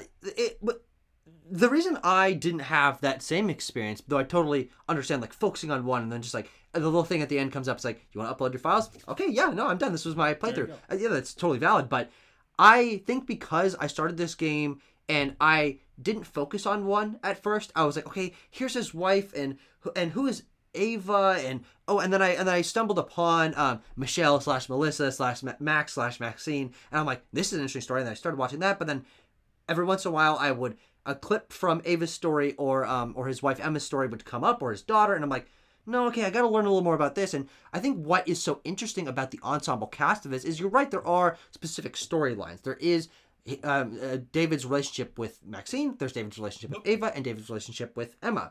But the way you interact with it is splintered. Yes. You can go whichever way you want whenever. 100%. But I do think that on a narrative level, getting to know David Jones / Miller / Smith throughout the course of the game, I think his real name is Miller. If you watch the discussions with Mike, his FBI boss, going into and deep Harry, Tucker lore. No, the lore of the fucking game that we're supposed to talk about today. There is, if you want to know really who David is as a person, and like the thoughts going through his head as he's talking to each of these women, I think you do need to know what has happened before with these other people. You want the context. His relationship with Maxine is so different from the other women because he's much more open with them. He's honest about who he is in his past in a way that doesn't come till the end for both Ava and Emma. And especially Ava and Emma's stories, those are so intertwined of lying to Ava about his identity as an FBI agent, but also that he's married, that he has this past. We forgot to mention all that. This whole thing. So David is an FBI agent who is working with the FBI to undermine a group of eco activists who want to tear down a pipeline that's going through Michigan. Bookmark some of that plot because I want to talk about that later. Perfect. But continue. Yeah.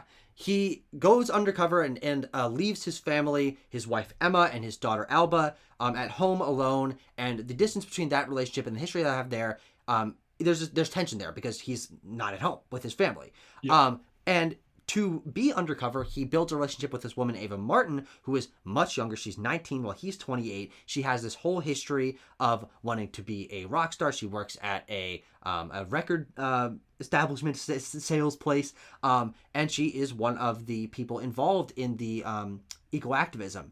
But he falls in love with her, and they build a real relationship. She gets pregnant, and he has to deal with the internal strife of loving Ava and wanting to continue their life, but lying to his wife and lying to her about the fact that he has a wife and another daughter. And all the while, he's building this relationship with a sex worker, Maxine, who he doesn't use for, perverted means, but just talks to and uses her ostensibly as a therapist. But she doesn't give him true information about herself, and eventually their relationship becomes a little bit,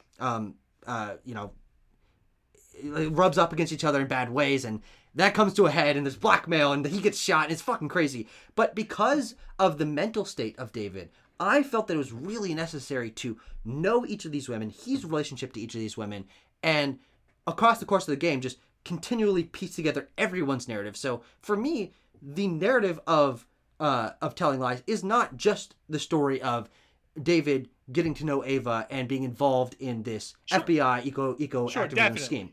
It is 100%. Him as a person and the internal conflict and the relationships that he's building / being distanced from that makes him not a relatable character. I've never done that. Hopefully I never will. But an interesting, very, very dynamic and complex layered character.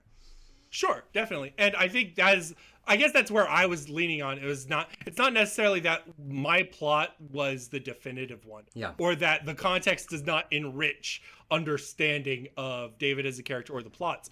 I think what I was trying to say this is what makes the game the game. Yeah. Right? Is the order of the clips you watch is personal to you. 100%. The ones you choose, the keywords you choose are unique to you, and how you watch them and how the threads you make in your mind reflect you as a person in your brain. Yeah. So your experience is tailored to that. It's not as if the Ava plotline is the only plotline you should experience. Yeah. It's more like what I saw made sense to me as a personal thing. Yeah. And was like, yes, this makes sense. And I would like more context, and I would like this more enriching experience. All right, full transparency of what I saw. I saw a lot of the breakdown of the marriage. Mm-hmm. And I will say, in terms of the webcam Skype segments, David's interaction with his daughter was the most effective, because a lot of those were like the silent moments where she's trying to go to sleep or something, and like he's having a real emotional connection, because otherwise David is a mask. He's wearing masks to, you know, get what he wants or make other people happy or whatever, and it's only in those segments, or like in his therapy sessions with Maxine, I guess we could say, where he lets the mask slip and he gets to be himself, quote unquote. And those are important to see alongside the seeing the mask in the main plot. I wanted to go over 2 gameplay issues I have. And there certainly are some. And this is why this is my least favorite of the 3 Sam Barlow games I've played. Okay, I don't know what you're going to complain about. This is what I'm going to complain about. Number 1, in terms of the UI, I like the more modern Mac style approach of the HUD. That being said, I wish you could fucking make the video clips into a window. 100%. That way, absolutely. That way you could fucking write your notes and then not have to pause the fucking game, get out of the fucking clip. Find where you were again. Now, I eschewed that by taking goddamn a shitload of notes on my phone. That's fair. And it's the exact same way I played Her Story is, and I think this is what contributes to me being so immersed in these games is I do feel like I am doing detective work, and I've got a whole list of keywords here from government, prison, Meemaw, pristine, Thanksgiving, LA, bridge, Portland, terrorist, green storm. Like, there's so many, and of course, tons and tons and tons of names. There's a lot of goddamn names in this game. That really makes this Her Story and Telling Lies, regardless of my complaints with the UI, which I do want to continue talking about, such an enriching experience is, even if I find it a little bit clunky, I'm engaged on this meta level of I am taking these notes and I'm using my own intuition of understanding how people talk to one another and reference other people's names and what are you hiding and what do you not reference when you're around other people, because you both know what you're talking about, and referencing that back from something I've learned from the end of the story to the beginning. Like, the fractured nature of these, especially these 2 games, Her Story and Telling Lies, is such a, like, both these stories are very good stories. They're very well written. The dialogue is amazing. The acting is phenomenal. But it's the way that you discover them yourself and realize, oh shit, this person that I thought he was talking to was actually someone else. And oh shit, this revelation of, Ava is pregnant, and he was referencing this in a clip that I didn't quite understand later. That recontextualized thing, and you're building the story like in itself for the entire duration of the runtime. Which is why I did want to watch every clip, as I felt like if I saw Ava react to something and I never saw what David said, I feel like I'd be missing out on that part of the conversation. And of course, then it would be like, I was writing the other day. I have a whole like script of like what happened on each day, and I'm like, okay, so he knew this at this time, and these 2 things happened on the same day, and he had a bruise. I did that in Her Story. I was trying to get a timeline of events. Oh my god, I gave up on that one. It's a lot clearer here because they've got the days and it's following David. It's not like, is this 2 people? What the fuck is going on? Oh, dude, in Her Story was very confusing. It's like the twins. And then at one point in time, I thought it was like dissociative identity disorder. In Her Story, I was like, oh my god. Anyways, back to the UI real quick. The other complaint I had was when you do the tags, you'll go to an area. Let's say there's a 3-minute clip. Let's say it's an 8-minute clip. They can go up to 10, I think. They go up to 10. Her Story was never like that. No. The longest clip in Her Story was like 3 minutes. 3 or 4 minutes. Tops. Yeah, absolutely. Anyways, let's say you have an 8-minute clip and then you type in a word, dog or whatever, and that's at minute 5. You have, number 1, you have the full clip at your disposal.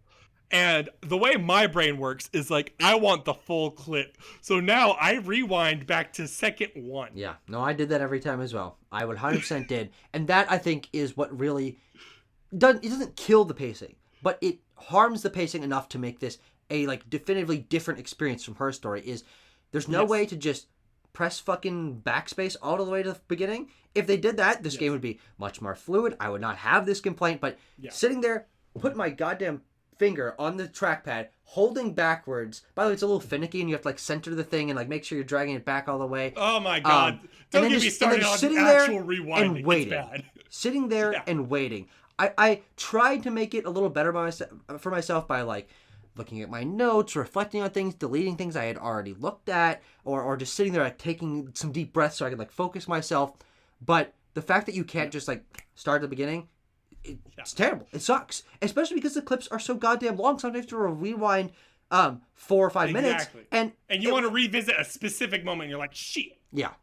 No, that's a very bad UI decision, and it really does decrease the interactivity of it because the clips being long, you need to be able to manipulate them in the way that you see fit, and that allows you to build this story. But you have to just sit there and wait for it to 3 times speed is not enough. Rewind, and like if it went up to 10, you'd be jumping back real goddamn quick and it wouldn't be a problem. But 3 times speed is the fastest you're going backwards, and that's just not enough. Yeah. Let's go back to the story / performances real quick. How do you feel about the mother-in-law's dementia? And how do you feel about the eco-terrorist plot? The mother's dementia, her name's Laura. She's Emma's mom. And she's there in place of David because she wants to make sure that Alba is taken care of and that that Emma feels like she has someone else around. But that was like the M tier plot line for me. I thought that her dynamic with David was interesting, but as a character, I didn't really care. And if she dies, I'm like, oh, whatever. Sue me. But I do think the role she serves is very important in her slipping up and mentioning other people's names of previous relationships that Emma has had and not quite recognizing who David is and not understanding what's going on, and that complicating what Emma's like perspective is on her role in the family. I think as she impacts David and Emma, I love her inclusion. But she's probably the character I cared the least about. Yeah, I mean, I like Emma and Alba as the plot line. Yeah. But when it comes to that, I'm like, I'm interested in what your thoughts on Maxine. That is the plot I saw the least. I saw like a handful of clips. I was like, okay, he webcams and he does therapy sessions with the webcam girl. Looking at the Wikipedia, I was like, oh, there's like a real plot here. Yeah. I missed something. But otherwise, the one thing I wanted to say about the eco plot line is it says so much about the government and / activism. So like the plot of the FBI plot is like, we're going to send David in to infiltrate an activist group, an environmental activist group using, because these pipeline companies give us information and we want to help them do whatever, and we think these environmental activists are doing a bad thing. Yeah. We are the good guys, they're the bad guys. Yeah, and it's also trying to frame them for larger acts of quote-unquote terrorism. That's the real thing is like, when you see them at first, the first group you see is like fucking old people. Yeah. Old hippies being like, let's complain about the pipes on Facebook. Mm-hmm. And even when it gets more serious, where David is the one pushing for, let's push for the violent stuff. Yeah. Let's push for the awful stuff. The stuff that I'm trying to get you to do so I can arrest you. Yeah. Number one, that's so fucked up and like says so much about David's character and like, how law works. Mm-hmm. But also the actual plot of like, what they're gonna do is blow up a bridge. Yeah. He wants to blow up a bridge to set him back 2 weeks. Yeah. And that is the most an activist group can do to disrupt the system and the oil. Mm-hmm. You know what I mean? Like the oil pipeline. And he's like, well, even then anything's worth it. And it's like, no one hears you talking. You want to do something incredibly violent, get a bunch of people incriminated for a system that you can't possibly win against. Yeah. And like politically that said so much to me. I think that really worked. No, absolutely. And because it's a topic that I've never seen really covered before, whether that's in games don't talk about this ever. But even in films, I never heard this kind of FBI infiltration, eco-activism. Like there's so many topics here that I've never seen covered, and it really made it fascinating for me to learn about, because especially at first when you're just like stumbling on a couple clips, you're like, who is he? What's his role in this? He's doing debriefs and there's this guy named Mike, and then you learn about like the conflict that he has with Mike, and then but as a plot line, I did find it really interesting politically because that topic is not covered. But for me, it was most interesting because of the way that it complicated Ava and his relationship. Yep. And in him like doing like little vlogs from bed with her of like make sure that you're going out there and doing your activism and whatever, and then like they'll like nuzzle and he'll kiss her on the cheek, whatever. It just feels so. Oh my god. It's so. Like scummy. It's like this is the, but he sells it. He sells it so well, and he's just like, I'm just like a hippie guy that wants to do right, but I've got this like bad streak. But then there's like 7 extra layers to that, and it's like it's so complicated. He's just a fucking dirty liar. Yeah. And this says so much because it's like it's so easy to play an interesting character everybody likes. Yeah. It says something completely different to be the main character nobody likes. Yeah. Like as a player, the more you learn about him, the more you're like, dude, this guy is shitty. Yeah. And like and admittedly by the end he tries to make up for it. Mm-hmm. And he tries to like atone for sins, but even then it's still so heavily rooted in his own arrogance and selfishness. Yeah. And it's like, man, but the performance sells it. Yeah. He's able to be like, yes, I can be an incredible actor and fucking lie to everybody, make everybody hate me, but make everybody love me at the same time. Totally works. Yeah, absolutely. And that the variety there, like I mentioned with the amazing performances in Stanley Parable and Life is Strange and Immortality, is variety, I think, is key in getting so many sides of a character, because that's what endears you to them as a person. You understand their strengths, their weaknesses, their fears, their hopes, like that is really important to me. And I think that even though David is a terrible person, and for the most part he deserves what happened to him, and yeah, these women should push him out of their lives and blackmail him because he's blackmailing them and lying to them, he also, you see his moments of being a caring father and being a really damn good listener and sitting there like with like nodding while when someone's telling him a story or like consoling someone. He has these streaks of being a good caring person and genuinely supporting Ava and having this internal conflict. He feels like a bad person, but a real person, a layered person, a complex person with a history. He's got this traumatic past where I don't even know if you learned about this, that he killed Emma's old boyfriend and they watched him bleed out together. And like that was one of the last things I learned about. I'm like, whoa, that really reframes what I think about him as a person and what he's capable of and what his regrets are and his dynamic with Emma. Like, there really is so much there that Logan Marshall Green, Godspeed. What a great performance. And the way that he plays off of women with such different personalities, I think, is also a big strength of this game. Of it's so interesting to have a core character and 3 other characters that are equally as fleshed out, equally as amazing performances, but that never really cross over. They never talk to one another. Every clip is David with someone else. It's with his wife, it's with his lover, it's with the therapist, quote unquote, his boss. And I love how it all funnels back down to him, because even though it's fractured, it makes it feel focused in a really interesting way. Yeah. And it goes into the... I'll ask real quick about the Maxine stuff. What stuck with you about Maxine? Because this is the part I saw the least, so I don't know a lot about it. Maxine is actually... She was the one that I really first dug into, because I felt that I found the idea of portraying like sex work like this in a game to be really fascinating. Obviously, it's not a topic that's very widely covered. But learning about her through the way that she reacts and acts to David, being more honest with her than anyone else, is really fascinating. And watching her learn that he's not a good person, and he's not just like a kind of down on his luck cop guy. He's got this bad streak to him and he wants to do bad things, and eventually he tries to blackmail her and take advantage of her.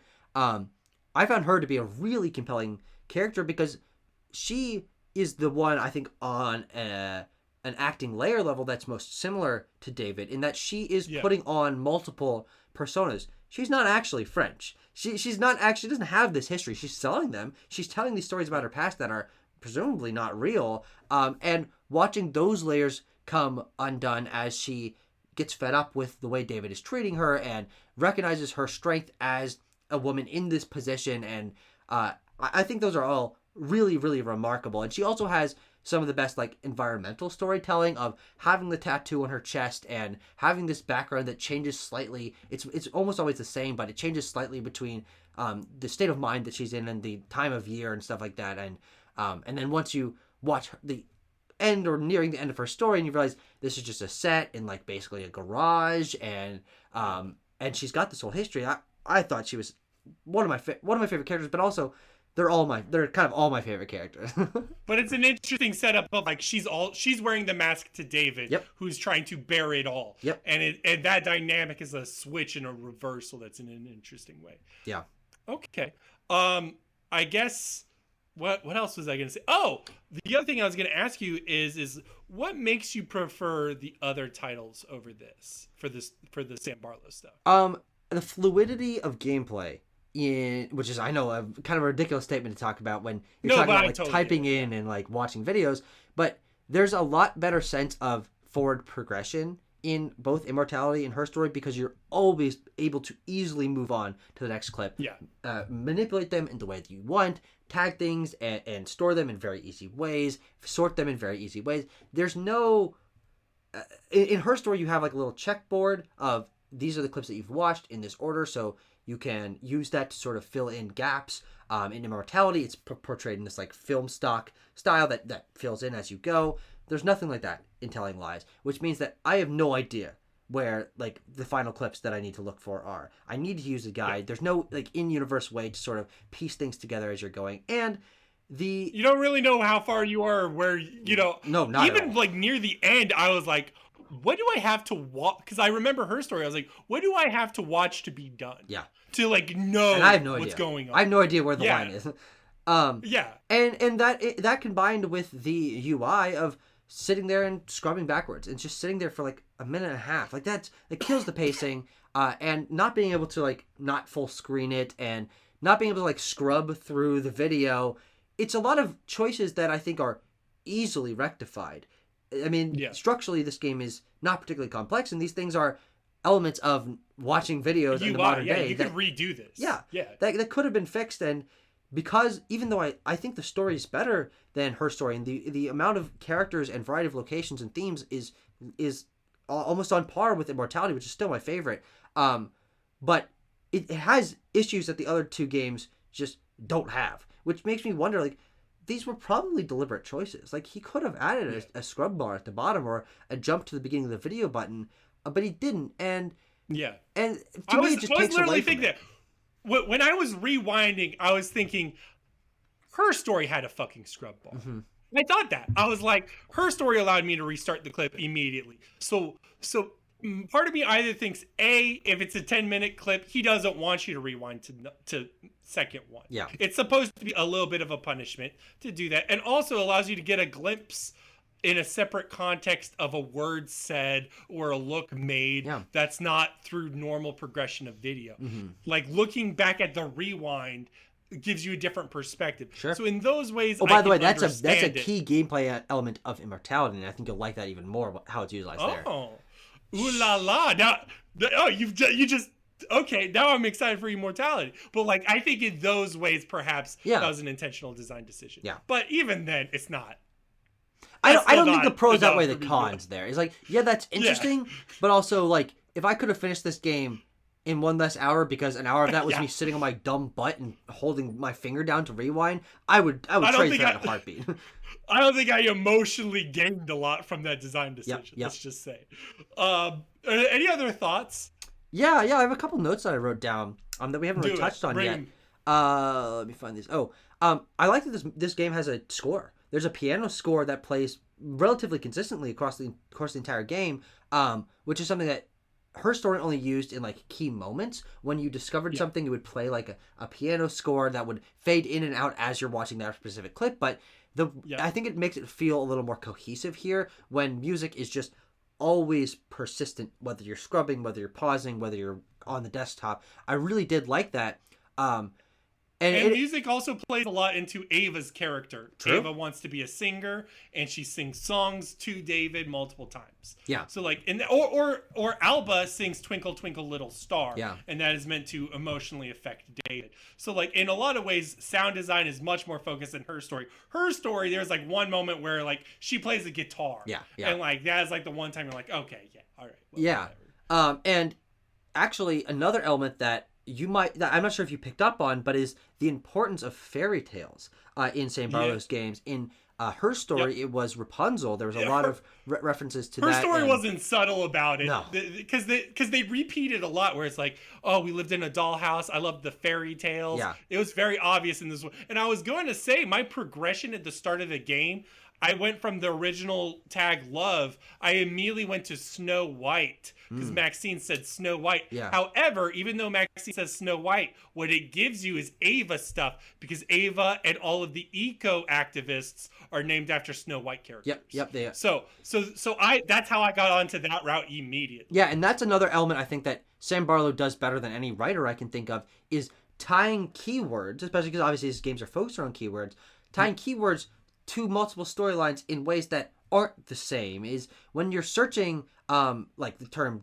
Jane, that is the name could have been the name of Ava and David's baby, but it's also the name of the boat that he named it after. It's also the name of the band that Ava was in when she was a child. It's like, okay, this is tied in multiple ways. And you're right about the Snow White stuff. That's connected to multiple things, but also the reading out of multiple fairy tale stories of Rumpelstiltskin comes back in multiple ways of it reflects the story. Yeah, it does. In that he's lying. There's also like searching for names of like trying to figure out which one of his names is real. Like on a meta level, that's also his story about having multiple last names. I really found that to be fascinating because it's also present in her story. Of like, I remember sitting there and like, oh, Rapunzel. No, the legend of Rapunzel is kind of paralleling the story that's being told here, and that's obviously 100% carried over here. I thought that fascinating. Yep. I mean, and also something that can only be understood if you've played multiple of his games. Like, this is a theme that he focuses on. Yeah, this is a thing he does. It was like these, because her story also plays with the idea of narrative, where you're not necessarily sure. I'm pretty sure the last lines of her story, like chronologically. Yes. I'm fucking dying here. It's already been too long for me. I'm ready. No, I'm just kidding. The last lines were like, that's all I've been saying to you is stories. So it sprinkles a seed of doubt into how much of what she said has been real at all. Right? Yeah. And that feeds so much into the full themes of telling lies. The entire David character, you're meant to get glimpses of when the mask slips, who David is as a person, and then like where the times where he's vulnerable and you see the vulnerability. And also an analysis way was, did you ever play Silent Hill Shattered Memories? No, I'm not. I know you worked on that one though. You said you didn't play Silent Hill earlier, so I was just saying that for a formality to introduce this concept. Sam Barlow did work on it. He didn't necessarily do the non-linear approach, but even from that game, it became very obvious how player-focused he is in experience. It's a running Silent Hill thing. It wasn't just Shattered Memories. 2 does this as well, where how you experience the game leans towards the storytelling. So, for instance, I think Shattered Memories is sometimes obvious about it. You would take psychology tests of like your opinions on things, and then your opinions on things would reflect in gameplay. But also, much more similar to your experiences in these games is if you look at a certain thing or fixate on a certain thing, it starts to reflect onto the character. For instance, Harry Mason in Shattered Memories, if you start to look at, I guess there's no way to say, but women. If you look at women in general, or posters of women, or if you look in phone books and like look at like specific advertisements, it starts to reflect onto Harry and the player ultimately as a lecherous, lustful character. Yeah. So Sam Barlow is always focused on the game reflecting the player experience, and having that reflect the player himself. So they were all, to me, that like really works really well. Yeah. And the element of this game that I think ties in that to like the realism of being a person at a computer playing this game to the world of the actual game is that you are playing as an unnamed woman looking at these clips. And of course that was true in her story, but it wasn't that present of an element of the game. It came up a couple times. It was a big thing near the end, but telling lies, you constantly have the reflection of someone else's face in the monitor. And that makes it feel like an actual monitor because they have reflections and sometimes you can see your own face reflected in it, but also that you're voyeuristic through voyeurism of someone else's eyes. And that's really interesting. And the way that there's external sounds of someone putting down a cup in the room behind her, or her like knocking something over on the table, and seeing her shift in her chair and the light flicker behind her. Like there are elements of realism to that aren't touched on in the other games. And I found that really fascinating, especially when the game breaks your immersion at key moments throughout the game. I think depending on how many clips you've watched, where the focus will shift instead from the actual interface of the screen to her reality of her talking to some boyfriend's like, hey, are you gonna go to bed soon? It's 4 a.m. You should go to bed. And she's like, no, I gotta do something. Or the part like in the middle of the game where her cat runs across the keyboard and it types in a little thing and you get an achievement if you press enter from her cat typing in something. Like these are things I've never experienced in a video game before, which is again tying back to what I said at the beginning of I'm always looking for a game to teach me something else of what games can possibly do. And I've never played a game where someone is playing a game in the way of it that it pauses the game to like tell you a little bit about this woman. I think that in a context way, it's fascinating and really adds a lot to like the immersion of what this game is. But also that's like the weakest part of the story of like, who's this woman? Her ending, she just like walks out. There's like FBI people knocking on the door. Do you not know who she is at all? No, did I not piece that together? They give a little bit. Okay. They don't give a lot. I saw her name is Karen. Oh, she's Karen. Oh, and she shows up. Yeah, she's Karen. Yeah, she's Karen. Yeah, she shows up and like disrupts the party. She shows up like one time, two times, like tops. Yeah. Oh, okay. I didn't realize it was her. Yes. Okay. Even then, it's not a lot. It's not like you have a lot to go off of. Yeah. It's like I don't really know her care motivations. About her. Yeah. Yeah. It's much more like of a seed of like, oh, you understand her role and how she has access to these videos. Yeah. And, but you still don't have a why. You don't have any sort of understanding like that. So it leads a lot to player interpretation in that way. To go back to what you were talking about earlier with the valid supporting cast, regarding the ending, the mid-credit scene of the ending reflects the supporting character you saw the most. Oh, really? And it'll show like...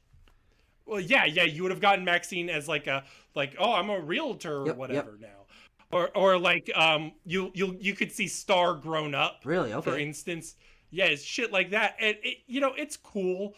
I think it at the very least those characters deserved a payoff that the non-linear approach didn't have. True. Where it's like. Those are unresolved ends that David is clearly resolved. Spoiler alert, David blows himself up. Yeah, he does. But that being said, like I think the endings work. Even like the smoking on the building, I think it worked better than her story at least. Her story's ending made sense, but I was like, okay, I guess it's done. It's all wrapped up. Yeah, all right, I'm gonna exit out.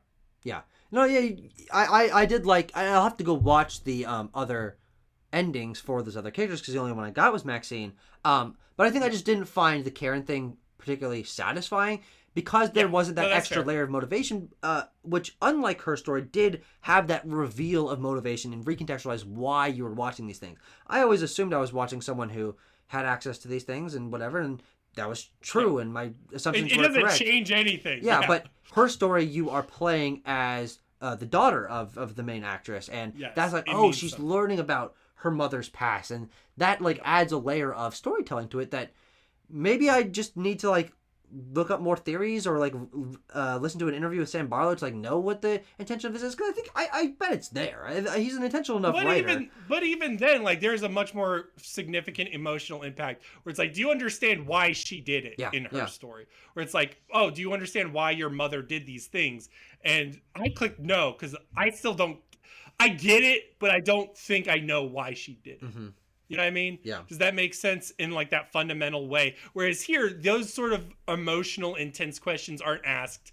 And yeah, Karen's not a nothing character, but she's pretty darn close to it. I agree. As I would yes, say. Absolutely. Yeah. Anyways, well, did you have any more notes before we wrap up? No, that was the last thing actually. All right. Well, then I think this was a pretty good one. Do you have any plugs to mention? If you're listening to this, you probably also like the sort of philosophical conversations I have about games with my friend Abram over on Backlog Banter. So we just restarted with the split. As I said, we split our channel. The original one is There's BLB been Archives. a reboot. Yes, BLB Reboot. BLB Origins Wolverine. So we only have 34 subscribers at the moment, down from like almost 1,200. So I'd like to build it up again. And if you want to have these kind of conversations about experiences with games and that sort of stuff, Bro is very active in my Discord community, and you can join us for this kind of. I'd love to have. If you want to argue video games, I'll be there. I'll argue. You are Godspeed. I respect that. There you go. I battle. Yes. I would recommend it. I love their channel. It's good stuff. Oh yeah, I should plug stuff. Perfect. I am on the Daydreamcast. We have a YouTube channel. I would recommend the YouTube channel. You are I'm trying to push it. What the heck? What a surprise. Yeah, I know. I'm trying to push less of the RSS feed. I'm like, YouTube, we need to do this YouTube thing. That's where all the kids are at. Yeah. That's what we got to do. So I would highly recommend anyone sub to it. And otherwise, check out the Twin Geeks for any film analysis or the Backlog Banter,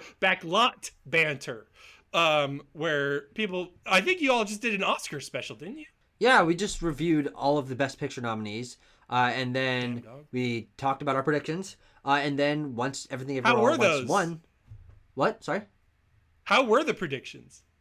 Oh, actually, I got 17 out of 23, which is pretty damn good. But there's a couple of them that I was predicting as like buffers. So like, even if I got them, even if the person I didn't want to win won, I would still get the prediction right. So I was like balancing out. I could have gotten 19 if I'd gone with my gut. But you should have just went for the. Everyone should have went for the everything all at once sweep. Everyone should have done it. But little did we know. If you like movies, if you like in depth, we go like 2 fucking hours on Avatar: The Way of Water and Tar and shit like that. So like, if you want to go listen to people really talk about movies, howdy do I have a channel for you. And obviously the Twin Geeks cast as well and all of that stuff. All right, or Stacks or everything else. Murph also has a podcast called I'm thinking of spoiling things. That's Stacks. This podcast is a bad idea where he covers internet memery, ridiculous lore, ridiculous shit. Super fun. I don't think the new episode's out yet, but the last episode he did was Kingdom Hearts lore, where he explained it to a person completely new. Cool. Super fun. Hold it, bro, from the past. This is bro in editing here. Even with a different microphone, this isn't too bad. Just to say that I will be at PAX East from the 23rd to the 26th. So if you are in the Boston area, message me and say hi. Thank you so much, everybody. I'm excited. Anyways, I think that's it. I think we're playing out. Thank you so much, Tucker. Thank you very much for having me. I think this went well. I think this went well. This was good.